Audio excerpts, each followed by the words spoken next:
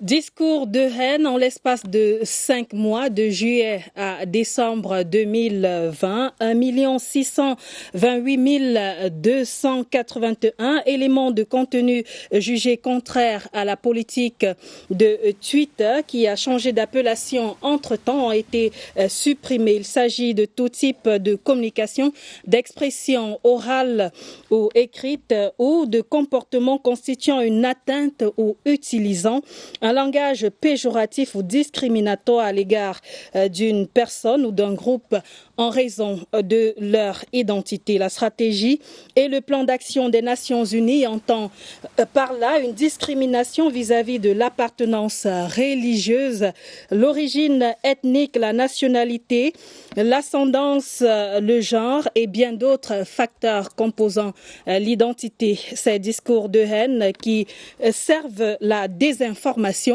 le déni, la déformation d'événements historiques et incitent à la violence, à l'hostilité, à la discrimination, tout en entraînant la dépression, la mélancolie, l'isolement, les troubles du comportement, l'automutilation et même des idées suicidaires sont en expansion. Aujourd'hui, amplifiés par les réseaux sociaux, désormais libres d'accès à l'échelle planétaire. Le combat est donc mondial et touche en particulier les jeunes. Ces derniers estimés à 1,2 milliard qui doivent être associés à la solution au sens du secrétaire général des Nations Unies, Antonio Guterres, au Cameroun. Des réponses sont pensées et proposées, notamment à la jeunesse, cible principale des acteurs de l'ombre. Qu'en est-il des actions véritablement menées pour stopper la touche des discours de haine au Cameroun? Twilight s'interroge ce soir. Bonsoir et bienvenue. Un panel d'intelligence fleurie et aguerrie croise le verbe pour vous fournir les garde-fous déterminants contre les discours de haine. Une pause et on se retrouve bien installés.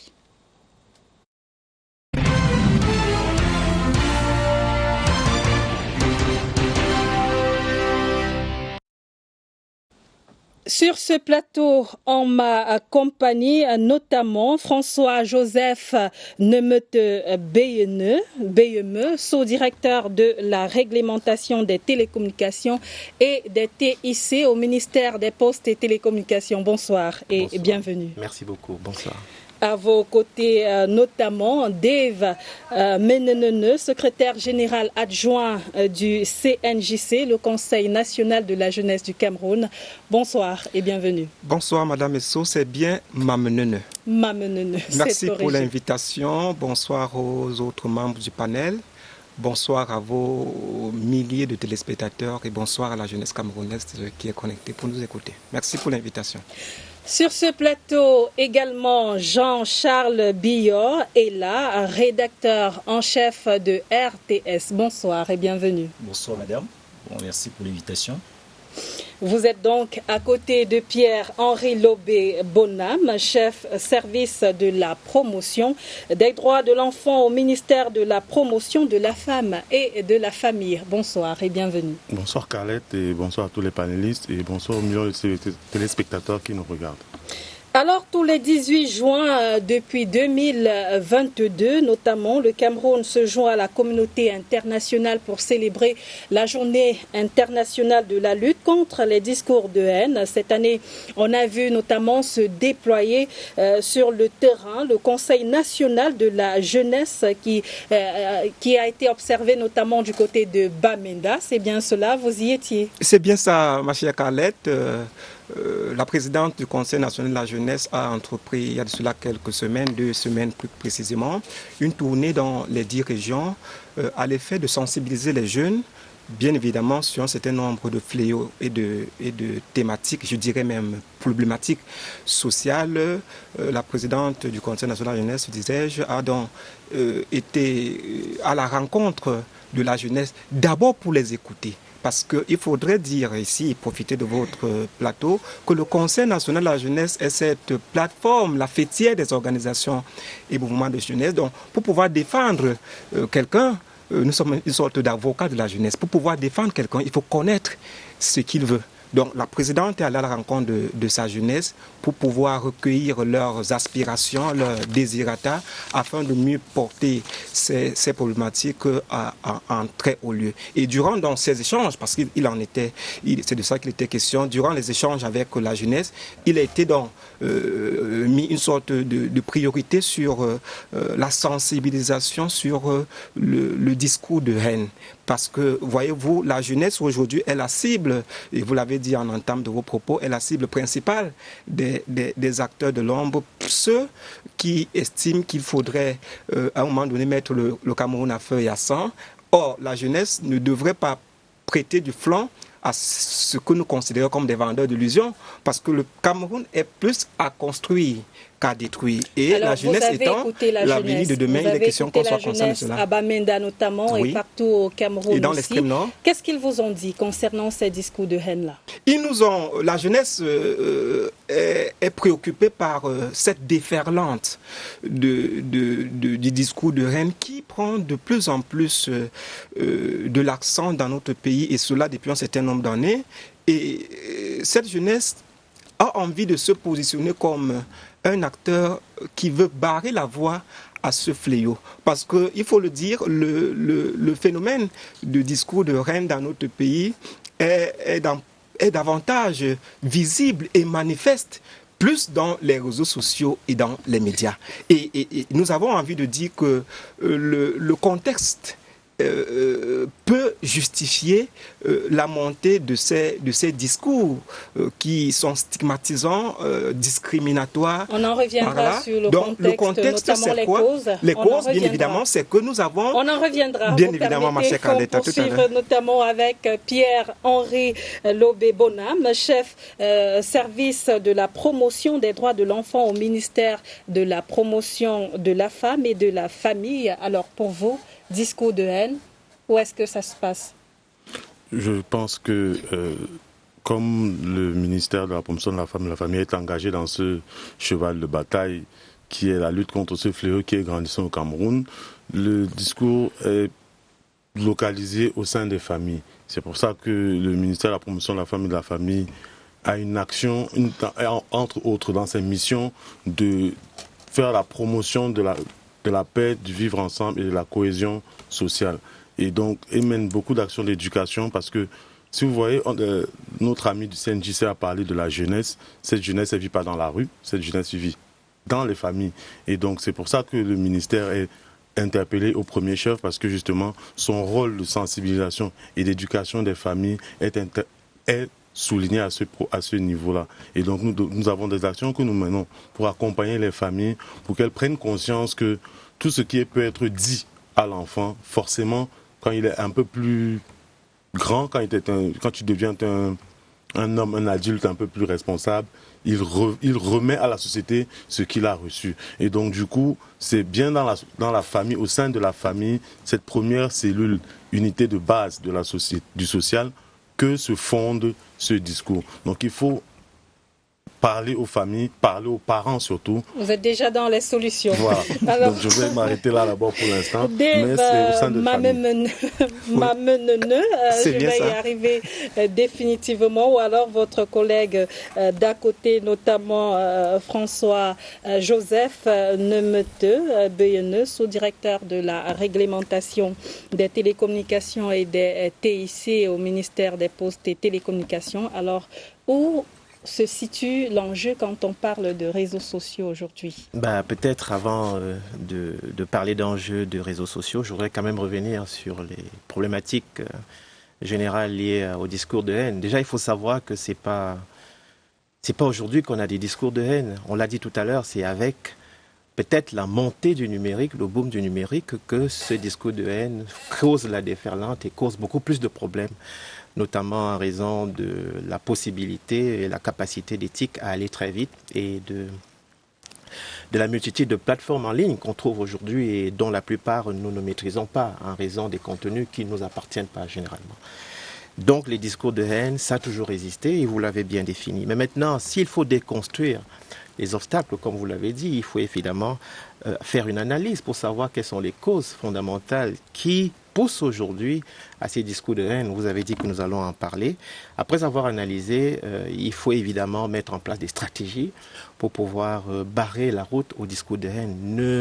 Nous n'oublions pas aujourd'hui que la marche de notre nation s'est toujours appesantie sur les notions de vivre ensemble, les notions de cohésion sociale et non des notions de repli identitaire ou encore de discrimination vis-à-vis d'une partie de la société en raison de leur appartenance, leur race, le genre et tout de suite. Donc, nous pensons que pour ce qui est du ministère des Postes et Télécommunications, il y a une stratégie qui est spécifique aux réseaux sociaux qu'il faut engager, qu'il faut mettre en place, qu'il faut dérouler pour que cette cible-là, ou bien cette population-là qui utilise les réseaux sociaux, qui sont des lieux où les discours de haine ont écho favorable, puissent être indiqués de manière générale. Donc, il y a des choses à faire. Il y a surtout, je voudrais dire, le potentiel du Cameroun qu'il faut mettre en place avec les ressources que nous avons pour pouvoir endiguer et puis barrer la route au discours de haine. Je voudrais préciser,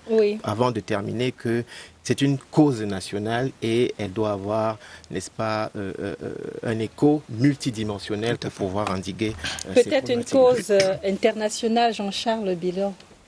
Oui, c'est une cause internationale, puisque tout à l'heure, quand vous avez parlé de X, anciennement Twitter, qui barre la voie également à ces discours de haine. X qui n'est pas un réseau social camerounais, ça signifie que si au niveau national, si au niveau international, X lutte déjà contre ces discours de haine, au niveau national, nous luttons également. Donc, vous comprenez qu'il ne s'agit pas en réalité d'une problématique, d'une affaire purement camerounaise.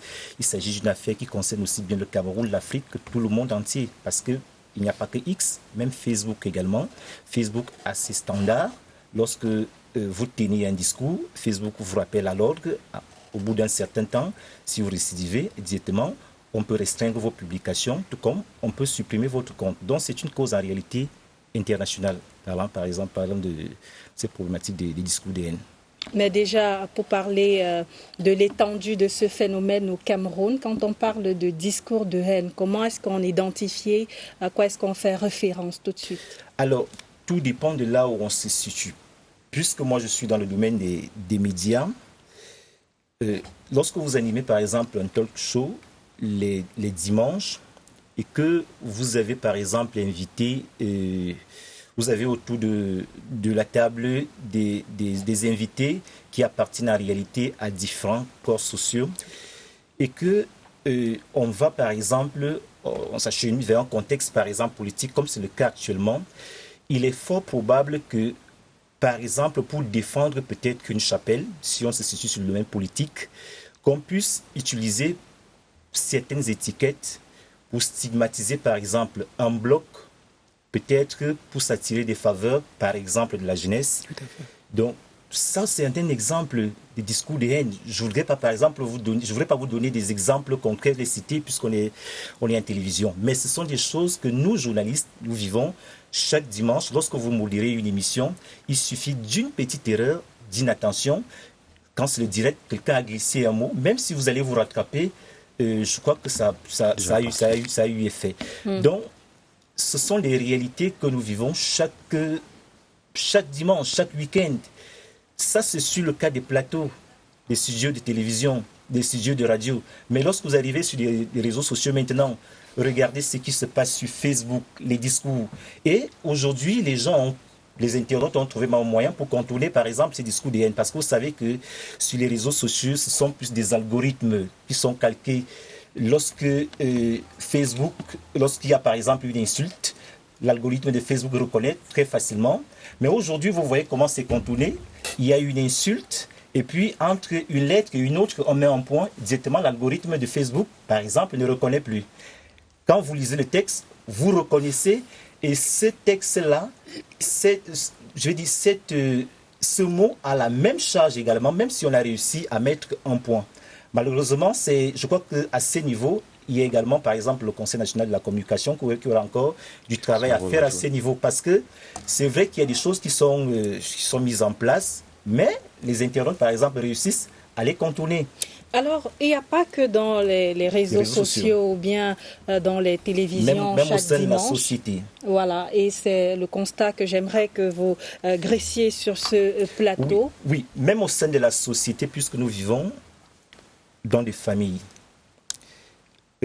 Lorsque vous vous retrouvez au milieu, lorsque vous dites par exemple, ces gens qui sortent de telles régions, en réalité, vous le dites peut-être que sans a priori, mais derrière cette expression-là, il y a des éléments de stigmatisation, il peut y avoir des éléments de haine.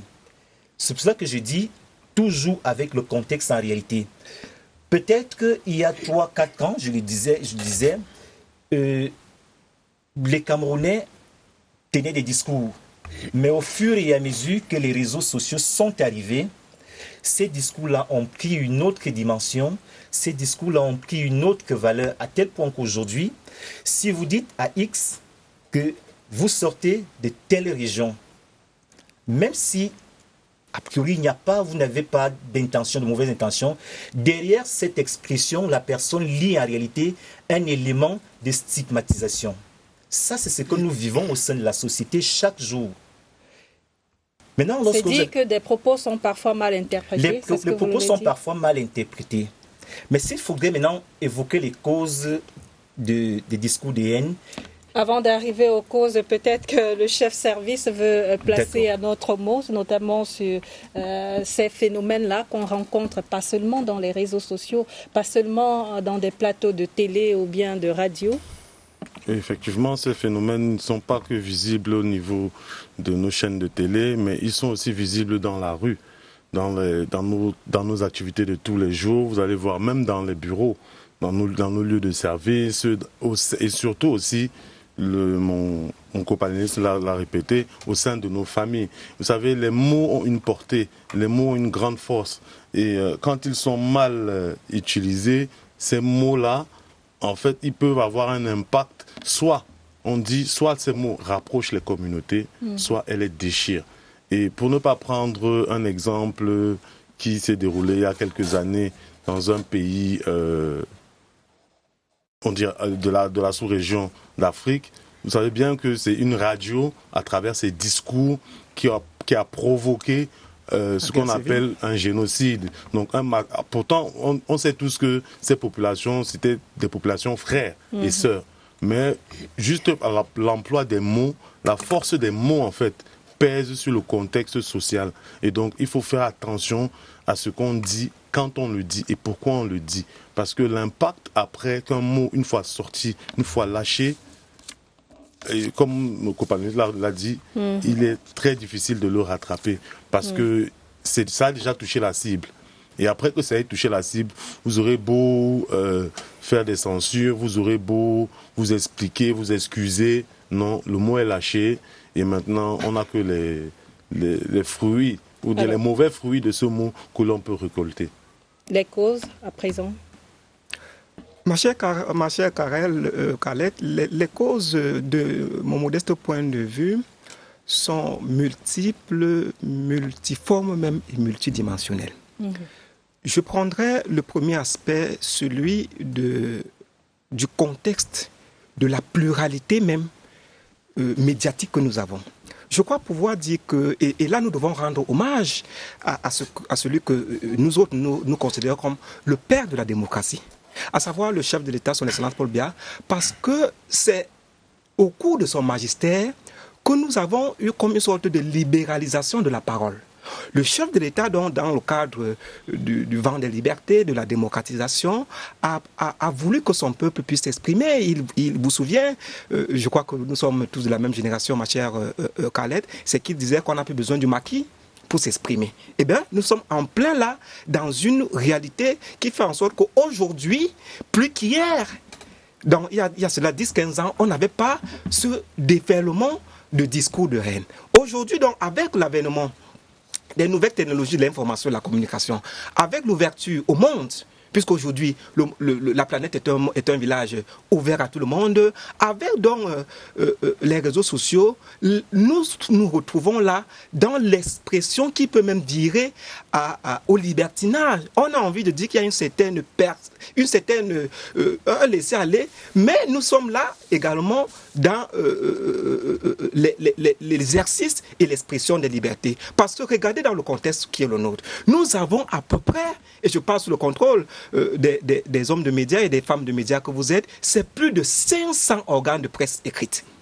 Je crois que le Cameroun est le seul pays au monde à avoir une presse écrite aussi abondante et parfois de qualité. Nous avons près de 100 radios, Madame Isso. Nulle part au monde, que je sache, il y a autant de radios, avec, je crois, une vingtaine de télévisions, sans compter la presse cybernétique. Donc, quand vous avez tout ce foisonnement, quand vous avez l'existence d'autant de canaux de communication, d'expression, eh bien, les citoyens sont en même de dire tout et n'importe quoi. Sans oublier, et nous devons tenir compte de ce que nous devons avoir en mémoire ce que parler veut dire. Parce qu'une fois que vous avez lâché un mot, il est difficile de le rattraper. La faute à qui? La faute au contexte actuel. Le contexte actuel avec en l'occurrence les échéances électorales. Parce que ce déferlement, cette amplification du discours de Rennes, nous l'avons constaté à l'aune et à l'orée des échéances électorales. Nous l'avons connu davantage à la veille de l'élection de 2018. Et vous voyez, vous constatez, quand vous faites un monitoring dans les médias, vous constatez que nous sommes là à quelques mois de l'élection présidentielle de 2025. Eh bien, le discours est amplifié par des hommes politiques, par des leaders d'opinion, par des porteurs d'opinion qui veulent à un moment donné, s'attirer les faveurs de l'électorat. Et il est donc question, pour notre part, nous qui sommes les porte-parole de la jeunesse, de dire à cette jeunesse qu'il faut faire très attention. Parce que cela passe par la sensibilisation et une prise de conscience de ce que le Cameroun n'a pas de pièce de rechange. Une fois que nous aurons cédé, à ces vendeurs d'illusions, ce serait difficile de rattraper les dégâts causés. François-Joseph, vous partagez cette opinion? Je partage pleinement cette opinion, mais j'insiste pour dire que ce n'est pas aujourd'hui qu'on parle des discours de haine. À un moment de notre histoire et de la marche de notre nation, il y a eu des velléités en termes de discrimination, en termes de repli identitaire. Et que c'est ce caractère volatile, exponentiel, disséminatoire, que regorgent les réseaux sociaux et le boom du numérique apporte, qui fait à ce que ce discours de haine se propage avec cette déferlante dont on parlait le collègue à côté. Et je voudrais dire, pour ce qui est des causes, elles sont effectivement multiformes et multidimensionnelles, mais il faut surtout prendre conscience qu'avec la mondialisation, tout le monde a accès à l'information. Tout à fait. Ça, c'est la première chose. Et il y a aussi comme cause les inégalités sociales et économiques qui sont très importantes. C'est pour cela que, dans ce cadre, l'État a érigé certaines zones en zones économiques prioritaires, en zones économiques sinistrées, pour apporter, n'est-ce pas, un supplément, pour accompagner ces zones-là de manière à renforcer le tissu économique. Donc, en termes de cause, je pense que tout le monde aujourd'hui a l'accès à l'information. La mondialisation fait, malheureusement ou heureusement, que nous avons accès à l'information. Mais la subjectivité aujourd'hui des personnes qui peut, n'est-ce pas, qui implique donc que des discours peuvent germer d'une analyse erronée, d'une appréhension erronée, d'un jugement d'intention mal placé, et que aujourd'hui la déferlante à travers les réseaux sociaux fasse les dégâts que nous constatons. Monsieur le rédacteur en chef. Oui, vous savez, les Camerounais n'ont pas un problème de vivre ensemble. Je ne pense pas. Les Camerounais ont d'autres problèmes. Et les discours de haine qui ont germé, je pense qu'il s'agit d'une conséquence en réalité. Une conséquence qui a plusieurs causes. Et l'un des panélistes a fait état des inégalités sociales. Lorsque vous discutez avec la population aujourd'hui, vous avez comme l'impression qu'en fait, le Cameroun est constitué de deux blocs. Un bloc qui est pratiquement à l'abri du besoin et l'autre bloc qui se sent un peu frustré. Et c'est autour ou sur ce bloc qui se sent un peu frustré que certains leaders réussissent c'est autour de ce bloc-là que certains leaders réussissent à surfer.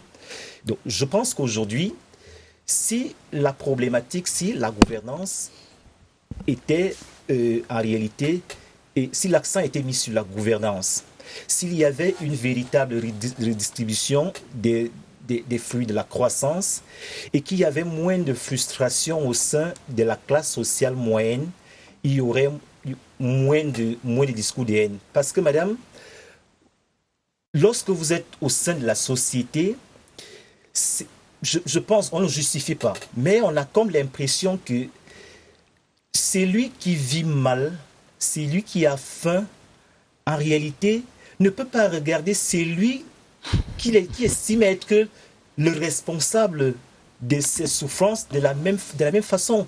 En réalité, il aura l'impression que il est victime en réalité de quelque chose. Et c'est de là que naît en réalité un certain discours. Jean-Charles Bilo, j'ai envie de vous prendre sur vos propres propos. Vous le disiez à l'entame de cette émission, les discours de haine ne sont pas un phénomène propre au Cameroun. Oui, c'est dit que cette inégalité-là est mondiale. Elle est mondiale. En fait, les inégalités, en réalité, je pense qu'il faut contextualiser un peu les choses. Les discours de haine, en réalité, c'est une problématique mondiale, mais qu'on peut catégoriser en fonction de l'endroit où on se trouve. Les réalités du Cameroun ne sont pas en réalité celles de la France. Le niveau de vie du Cameroun n'est pas celui de la France. Au Cameroun, combien de Camerounais mangent 3 fois par jour? Je doute. Ils ne sont pas nombreux en tout cas. Alors que ailleurs, il y a certains qui mangent 3 fois et réussissent. Il y a un surplus qui verse, qui donne, par exemple, aux chiens. Et qu'est-ce qui justifie ce discours de haine dans ces zones-là? En fait, c'est ce que je vous ai dit, tout est fonction du contexte dans lequel on se trouve en réalité. C'est dit qu'il n'y aura jamais de satisfaction, tout au moins, notamment... Même s'il n'y aura pas de satisfaction, il revient donc en réalité aux leaders de trouver des voies et moyens pour apaiser ces populations. Je pense qu'en réalité, c'est l'une des solutions pour essayer de réduire cette problématique des discours de haine. Les Camerounais n'ont pas un problème de vivre. Les Camerounais n'ont pas un problème de vivre ensemble. Ils disent qu'ils ont juste un problème, comme disent. Vous êtes entendu. Très bien. Je crois que mon copanéliste peut-être n'emploie pas le terme qu'il veut employer. Donc moi, je ne veux pas le prononcer à sa place parce que j'ai bien compris que si on n'a pas un problème de vivre ensemble, donc forcément là, un autre problème qui est plutôt celui qu'il a abordé à demi-mot. Mais je voudrais dire aussi que c'est vrai, les causes sont diverses d'un pays à un autre. Mais le contexte est particulier, celui du Cameroun. Et il faut s'intéresser, chez nous, il faut beaucoup plus s'attaquer. Je crois qu'il faut prendre le mal aussi à la racine, à la cellule familiale, à la souche. Comment est-ce que nos enfants sont éduqués, comment est-ce qu'ils sont encadrés? Parce qu'il faut aussi leur apprendre à ne pas dire certaines choses dès la base, à ne pas prononcer certains mots pour heurter les autres. Il faut apprendre déjà au sein de la famille, il faut apprendre déjà la notion du vivre ensemble au sein de la famille, entre des frères et sœurs, parce que, en fait, il y a une base qui est celle qu'on appelle, c'est l'amour, la fraternité. Il faudrait qu'on reparte sur ces fondamentaux-là pour qu'on puisse aller au-delà de ce qui nous divise, on va dire, les différences apparentes, parce que c'est vrai que le tissu social est divers, mais nous pouvons quand même nous dire que nous avons un objectif commun, nous avons une vision commune et aller vers cette vision commune. Et c'est pour ça. Est-ce que vous pensez que les Camerounais, vous aurez la parole tout à l'heure notamment, est-ce que vous pensez que les Camerounais ont assez conscience des dangers de ces discours haineux? Justement, merci Carlette pour cette question. Justement, je ne pense pas, parce qu'au vu de l'emploi et au vu du déferlement, parce que ça sort, on va dire, ça sort un peu de partout, si je peux employer l'expression un peu vulgaire. Parce que vous allez sur les réseaux sociaux, vous allez voir des gens qui vont poster n'importe quoi. Vous allez voir dans la rue des gens qui ont des invectives pour un rien. Et donc, ils n'ont pas la mesure de la portée de leurs propos ou de la portée de leurs actes. Ils ne savent pas que, parce que tu as traité un tel de, je sais pas, ressortissant d'une région stigmatisante, en fait, vous êtes en train de lui coller une étiquette Et lui, après, comme mon copaniste a dit, le rédacteur en chef a si bien dit, il y a des frustrations qui naissent.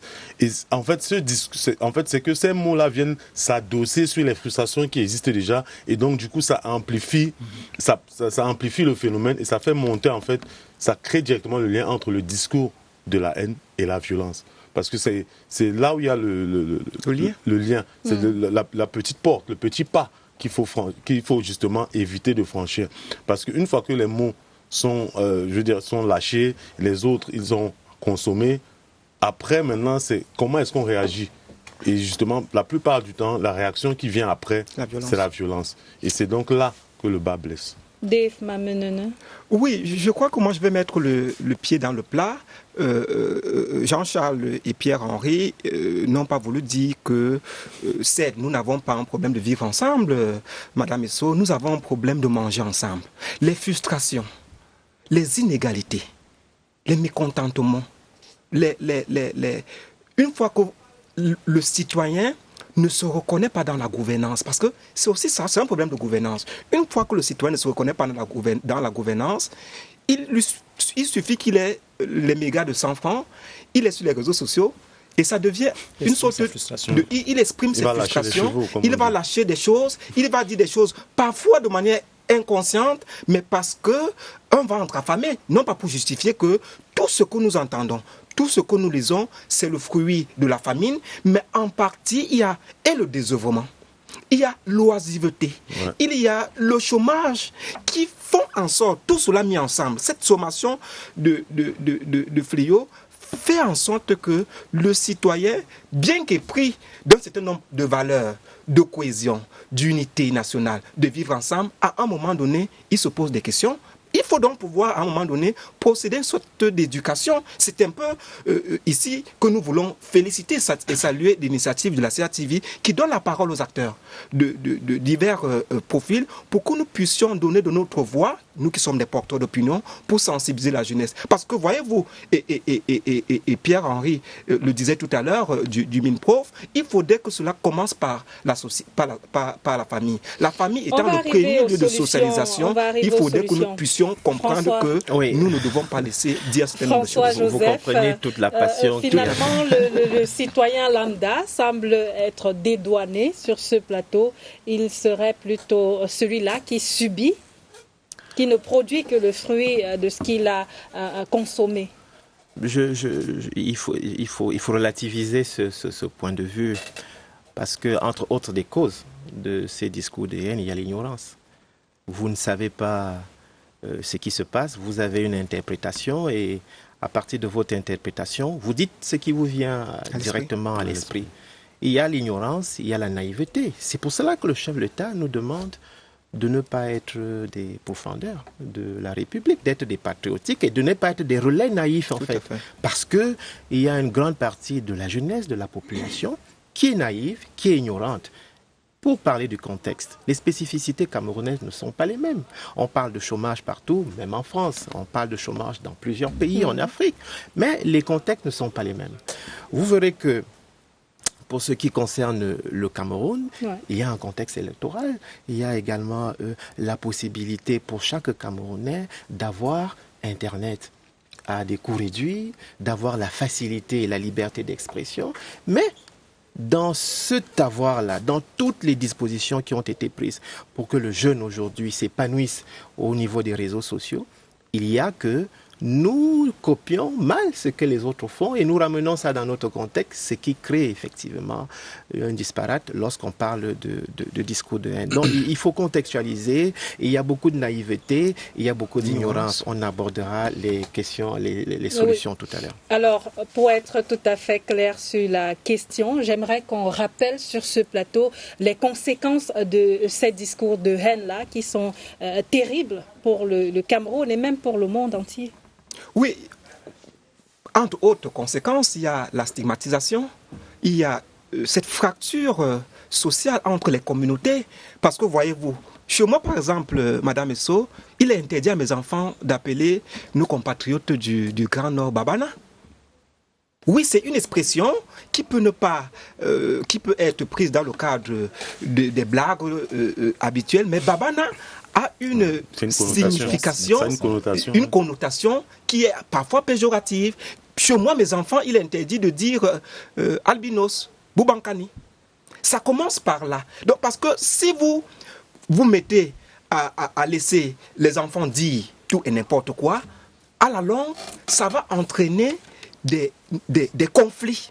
Ça va entraîner une déflagration sociale. Des rapports humains ne seront plus les mêmes. Parce que, voyez-vous, Khaled, le discours de Rennes a ceci de particulier qu'il peut prendre du temps avant qu'on ne puisse voir les conséquences. Il peut être ancré en l'homme parce qu'il aura reçu un certain nombre de stigmates et à un moment donné, ça devient le rejet de telle communauté, ça devient la stigmatisation, ça devient la discrimination des communautés et nous n'avons pas besoin de cela parce que nous sommes appelés à vivre ensemble. J'ai envie de dire, les communautés camerounaises sont comme les dents de la bouche et la langue. Quand vous mordez la bouche, il y a une partie que vous avalez, il y a une autre que vous cachez, pour dire que nous sommes appelés à vivre ensemble. Et c'est vers là que nous devons tendre dans la sensibilisation et l'éducation des masses. Parce que la conséquence, ou alors l'une des conséquences de ces discours de Rennes, c'est vous avez des communautés qui se regardent désormais en chien de faïence du fait du discours, j'ai envie de dire, politicien, à l'orée, et nous le disions d'entame, à l'orée des échéances électorales, vous avez depuis quelque temps des expressions de tontinat et de sardinat. On ne l'avait pas connu avant. C'est pour dire que nous sommes en train de véhiculer là des idéologies des uns et des autres. Et depuis un certain temps, depuis quelques mois, vous avez une histoire de hibou et églisien. Donc, c'est des expressions des clans, ouais, de réseaux sectaires, de personnes qui sont en train de créer et de s'aimer dans la mémoire collective la division. Nous autres, nous devons dire à la jeunesse de faire très attention, de ne pas être, là pour citer le chef de l'État une fois de plus, de ne pas être des followers passifs qui gobent tout, mais ouais, nous devons avoir la jugeote de pouvoir prendre ce qui est bon pour nous et de refouler ce qui ne nous édifie pas. Monsieur le rédacteur en chef. Oui, je pense que l'une des conséquences, il l'a dit, il y a d'abord la fracture, il y a cette fracture sociale, cette fracture communautaire. Et le cas le plus inquiétant, c'est par exemple celui qu'on a eu au Rwanda. Certes, au Cameroun, on n'a pas de communauté. Avec le génocide. Voilà, il y a plusieurs communautés. Mais lorsque les communautés commencent à se regarder en chien de faïence, parce qu'en fait, on vous taxe de X, on vous taxe d'Y, vous vivez là dans une sorte de méfiance permanente vis-à-vis de l'autre. Surtout que vous avez l'impression que vos malheurs viennent de l'autre. À un moment, vous vous dites, si je souffre, c'est à cause de l'autre. Si l'autre n'est plus là, ma souffrance va s'arrêter. Et c'est sur, comme je l'ai dit à l'entame, et c'est sur ces petits indicateurs-là que s'appuient certains acteurs politiques, par exemple, pour dire à la jeunesse, vous voyez, si vous êtes au chômage, c'est à cause de tel. Si vous vivez ceci, c'est à cause de tel. Et là, on revient en réalité sur un problème de gouvernance qu'on a évoqué. Si tout le monde avait un minimum, si tout le monde avait un minimum vital, il y aurait moins de frustration quand même. Parce que on ne peut pas dire qu'on va vivre dans une société où il n'y a pas, où tout le monde vit bien. Vraiment, c'est... Je ne l'imagine pas. Qui disait les 5 doigts de la main, non? Pas la même taille. Voilà. mais au moins, si chacun avait un minimum. Parce que, madame, je vous rassure, on dit qu'il y a des Camerounais qui vivent avec moins de 1000 francs, mais je vous rassure qu'il y a des localités où quelqu'un a besoin de 100 francs. Où quelqu'un a besoin de 100. Si je vous le dis, peut-être que... Elle n'en reviendra pas parce qu'elle a Yaoundé. Mais je vous assure, il y a des endroits où on a besoin de 100 francs. Pensez-vous qu'au moment où quelqu'un a besoin de 100 francs... mais tout en ayant son champ de macabo à côté, dans 100 francs, c'est le minimum qu'il en a besoin. Oui. Puisqu'il y a d'autres ressources à côté, Monsieur Pierre-Henri Lobé-Bona, on a eu ce débat ici, alors que l'Institut national de la statistique, et même quand il y a des ressources, madame, lorsque vous avez, par exemple, puisque vous avez parlé d'un champ de macabo, si vous avez, par exemple, des ignames dans une localité où pour quitter, prenons par exemple du plantain, mu, que vous devez évacuer d'une localité au centre urbain et que vous devez faire par exemple 2 jours en route, vous voyez ce que ça peut vous coûter. Il y a plusieurs problèmes, madame. Si disons-le, ceux qui nous gouvernent en réalité pouvaient apporter un minimum vital à chaque Camerounais, je vous rassure, madame, il y aura moins d'inégalités parce que celui qui est occupé, celui qui a à manger en réalité n'a pas le temps de s'occuper des autres. Il n'a pas le temps, si vous êtes occupé, vous n'avez pas le temps d'aller insulter X ou Y sur les réseaux sociaux parce que vous êtes occupé. Mais lorsque vous n'êtes pas occupé... Jean-Charles, vous pensez que qui est responsable ou alors qui est notamment auteur de ces discours de haine-là? Ceux qui sont... C'est seulement ceux qui souffrent au Cameroun? Du moins, non. Pas ceux qui souffrent uniquement. Pas ceux qui souffrent uniquement. Ceux qui souffrent en réalité, je vais le dire, sont d'une manière ou d'une autre manipulés. Ouais. Mais pourquoi sont-ils manipulés? Est-ce qu'on a laissé une voie pour qu'ils puissent être manipulés? Et pourquoi les autres alors? Puisqu'ils ne souffrent pas, pourquoi? Pour des intérêts et des agendas cachés. Pour des intérêts, madame. Si je suis un acteur politique et que je peux surfer sur tel autre aspect, pour attirer par exemple un électorat, je vais le faire. En fait, c'est ce qu'on vit en réalité. On n'est pas au ciel, madame, on n'est pas dans la planète Mars, on est au Cameroun, c'est ce qu'on vit chaque jour. Les jeunes subissent, parce qu'en réalité, il y a eu des sillons qui ont été tracés, il y a eu des espaces, il y a eu des moyens, des couloirs qui ont été tracés pour que ces jeunes-là puissent, en réalité, pour qu'ils puissent subir cela, pour qu'ils puissent être, disons, le manipulés. Les jeunes sont manipulés. Et c'est là où vous avez manipulés, ils ne sont pas auteurs. On pourrait penser que rien n'est fait pour la jeunesse dans notre pays si on suit ce discours. Je pense qu'il faut interroger le rôle de chacun dans la construction de notre pays. Exactement. Ailleurs, il y a cette conscience-là.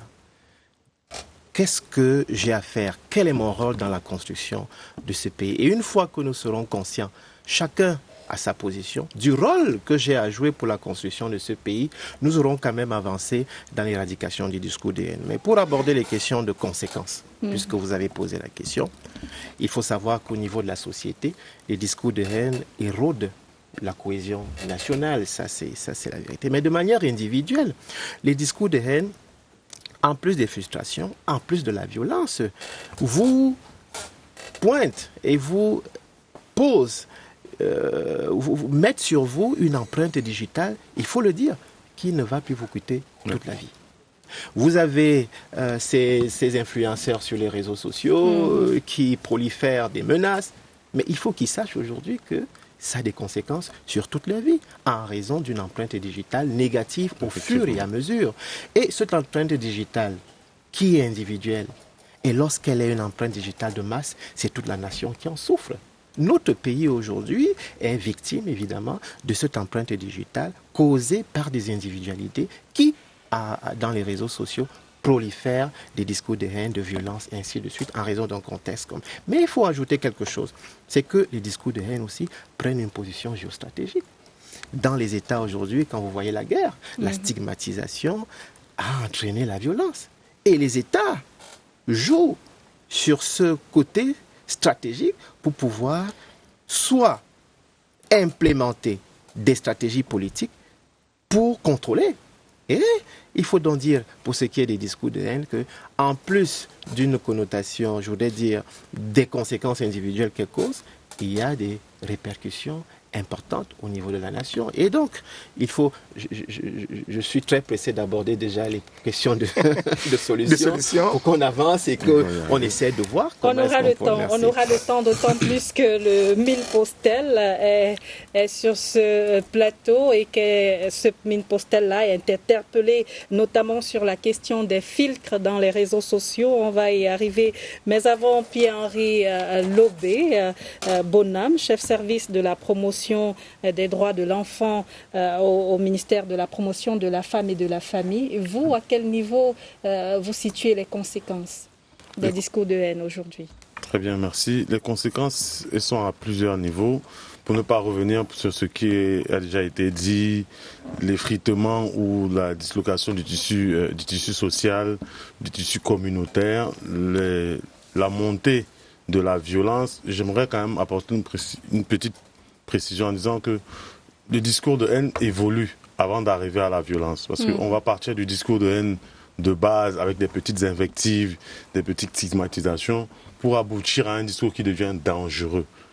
Et c'est là où le problème commence à se poser. Parce que c'est quand ce discours-là passe une simple banalisation, on va dire, à un discours dangereux. Et c'est là où il y a la limite, où le passage direct à la violence. Ouais. Et donc, c'est souvent là que nous devons être vigilants.